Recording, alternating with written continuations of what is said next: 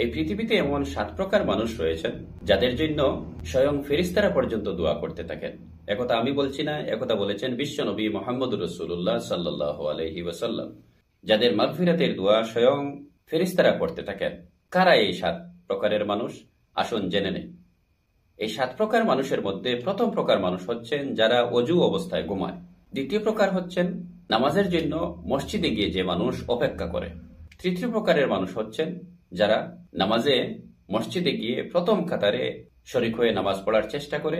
এখানে অন্য কোনো মানুষকে কষ্ট দিয়ে প্রথম কাতারে যাবে না, অন্য মানুষকে ডিঙ্গিয়েও প্রথম কাতারে যাবে না। নিজে থেকেই প্রথম কাতারে যাতে নামাজ পড়তে পারে সেই উদ্দেশ্যে মসজিদে আগে ভাগে যায়, প্রথম কাতারে গিয়ে নামাজ পড়তে পারে, সে হচ্ছে তৃতীয় প্রকার মানুষ।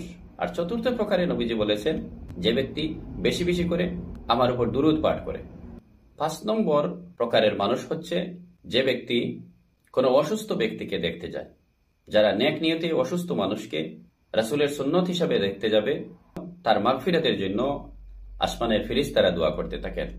6 নম্বরে যে অন্য ভাইয়ের জন্য দোয়া করে, অন্যকে সমস্যায় পতিত দেখে যে ব্যক্তি নীরবে আল্লাহ তাআলার কাছে ওই ব্যক্তি সমস্যা থেকে যাতে উদ্ধার করে দেন আল্লাহ, এই দোয়া দিল থেকে করে থাকে, সেই ব্যক্তির জন্য আসমানের ফেরেশতারা আল্লাহ তাআলার কাছে দোয়া করতে থাকেন।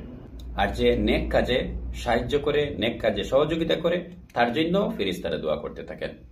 নবীজি বলেছেন অজু অবস্থায় ঘুমানো ব্যক্তি, নামাজের জন্য মসজিদে অপেক্ষারত ব্যক্তি, প্রথম কাতারে নামাজ আদায়কারী ব্যক্তি এবং নবীজির প্রতি দুরূদ পাঠকারী ব্যক্তি, অসুস্থ মানুষকে দেখতে যাওয়া ব্যক্তি, নিজের প্রতিবেশী ভাইয়ের প্রতি দোয়াকারী ব্যক্তি, নেক পথে সাহায্যকারী ব্যক্তি, এই 7 প্রকারের মানুষের জন্য আকাশের ফেরেশতারা আল্লাহ তাআলার কাছে দোয়া করতে থাকেন।